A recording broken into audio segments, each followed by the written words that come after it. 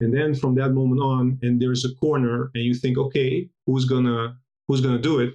And every time it's Nico. Yeah, Nico every time. Nico, man.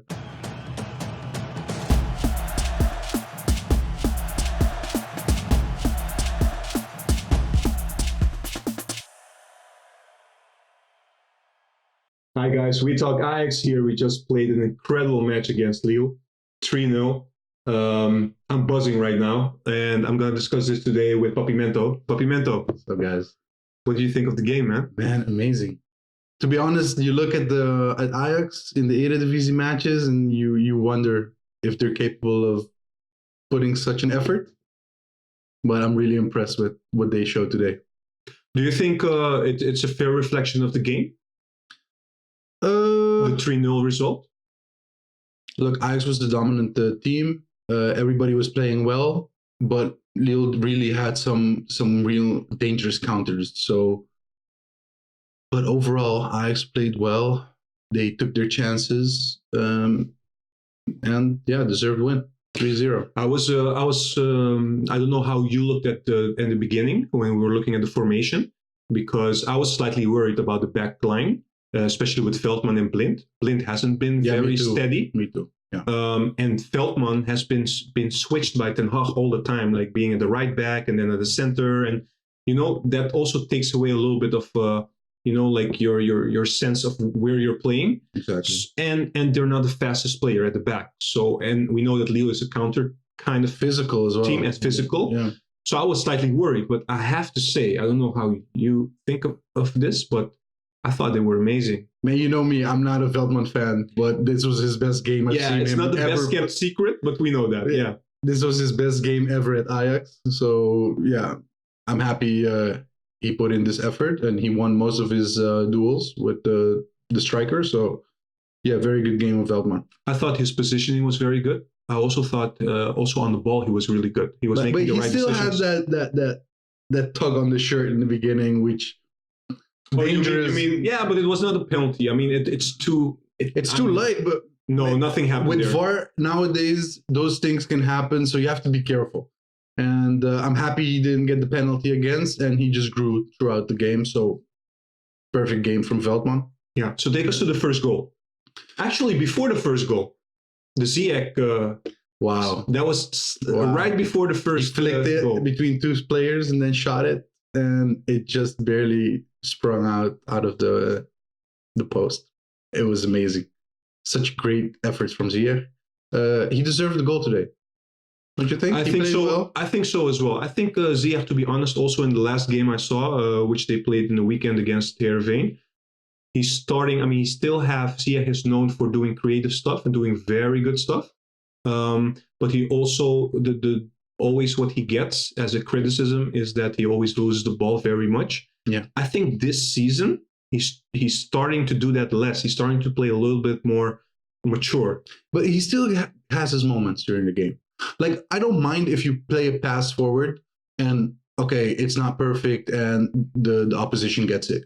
But when you're defending and you just got the ball, those are moments you should be really on the ball retention and ball possession and keep it in the team. Yeah, I know, but he still lost it twice. No, today he also lost the ball. I'm not saying he's not losing the ball anymore. I think he's losing it less than you even told me that's the reason big clubs don't want him. These kind of moments. That's why I think that the big clubs are a bit hesitant to buy him, because he takes a lot of risks. And at the big leagues, you cannot lose the ball like Ziyech last year. Some teams they played, he would lose the ball like more than 10 times. That's not possible. I love his risk in the game, but he should just moderate it. Okay. Sometimes yes, but what sometimes I'm saying now to you is, don't you think he has been moderating this now recently? You don't see any difference? No, it's less than last year. Okay, if that's your point. But I'm still noticing. I mean, even in Eredivisie games, sometimes he's losing the ball too easily. Okay, all right, that's fair. So? All right, yeah. So take us now to the first goal. Do you remember the first goal? Yeah, it was the header from Promes.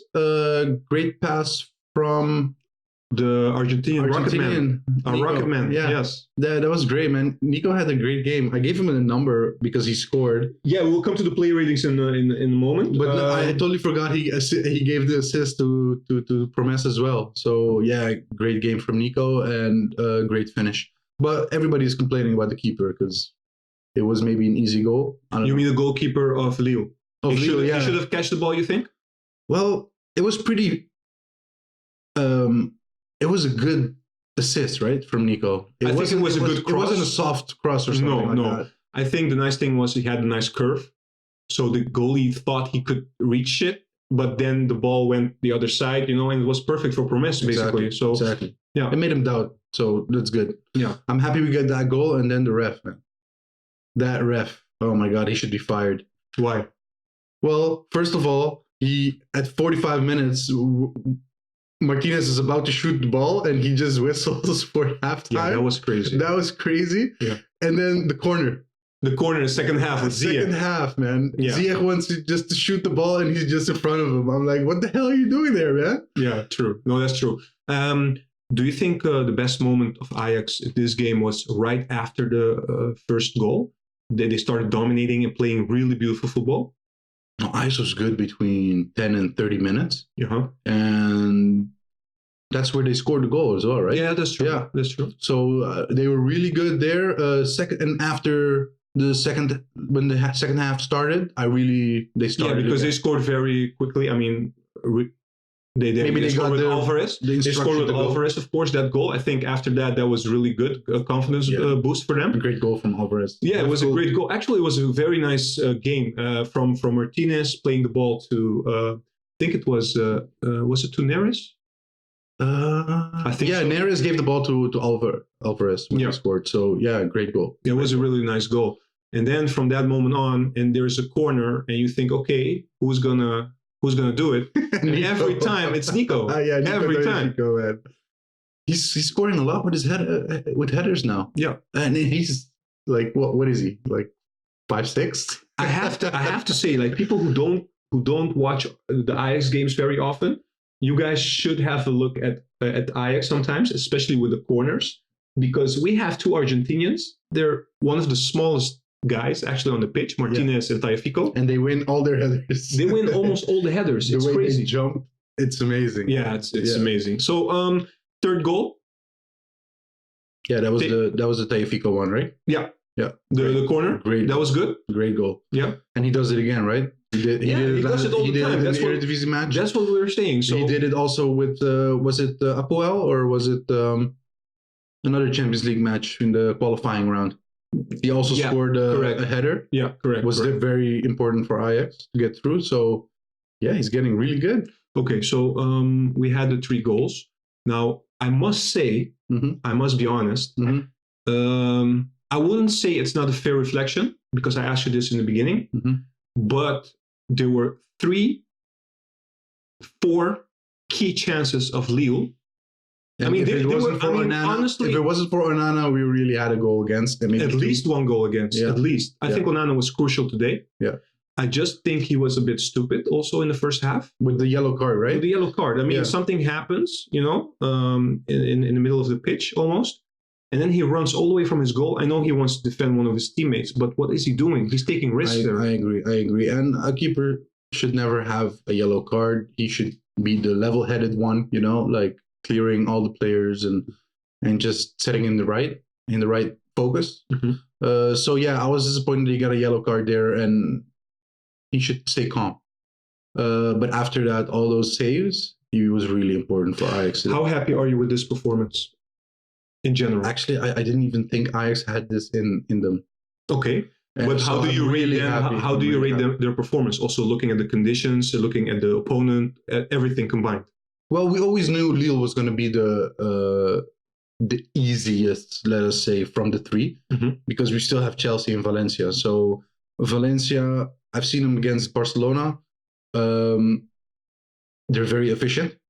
They might not have the best way of playing, but they're very efficient in front of goal. And Chelsea, they're a young team, but they have some very good, skillful players. You just have to hope that we catch them at the wrong time. Yeah, well, I think we have chance also against Chelsea, to be honest. Yeah, they have a young team. They're not perfect. So and they will make mistakes as well. So But don't you think Ajax should win all the home games? I think that's they should at least. That's try already to win 9 everything. points, so they should get to second place. Let's not get overexcited because Come we're on, also. If you've seen it today, come on. I know, but still, we're not the same team as last year, so we True. have to be. True. We have to be careful with True. that. So let's really briefly, because I thought the whole team played really well. Yeah. And I also see that reflected in your score sheet. Yeah. I'm even surprised you gave Ten Hag an 8. Well, I gave him an 8. Or is it the typo? No. That's great. Come on, I give credit where credit is due, right? Mm-hmm. So Ten Hag, from the moment Ajax started, they were playing well. He made the right choices. Okay, we were kind of scared about the Blind Veltman duo, but Veltman really played well. Agree. So you have to give him credit that he stuck to it. Mm-hmm. And I didn't mind his substitutes, man. Okay, even though it was late again. But Long, young player, Ekkelenkamp, young player, and Huntelaar, yeah. What about Huntelaar? Never mind. All right. Who's your man of the match, actually? Just before you answer this one, guys, this will be in the link. Please let us know what you think. Who will be the man of the match of this game? Because honestly, I cannot decide. Actually, guys, you need to help me because I'm leaning towards Promes, but Martinez played a hell of a game. So you guys decide for me, please. All right. So you don't have really a clear favorite. I gave them both a 9 because actually at the stadium they mentioned Onana as the man of the match, which I can understand, but I don't really agree with this. He was critical. He was, but I still gave him a 7 because of the yellow card and not being clear-headed in that moment. But he did have really valuable good saves. Yeah, absolutely. And it could have been 3-3, 3-2, so it could have been dangerous for Ajax. And then the momentum of the game changes. When you can see a goal. So what do you guys think? Onana, Promes, or Martinez? All right, guys. So thank you, Papimento. Anytime, man, anytime. Yes, thank you so much for tuning in. We'll be back on Sunday where we will play against PSV. That's going to be a very big game. And looking at what's happening right now, I think we just starting to get the boost we needed. Thank you again. Check us on the Instagram, Facebook, and Twitter pages. And until next time.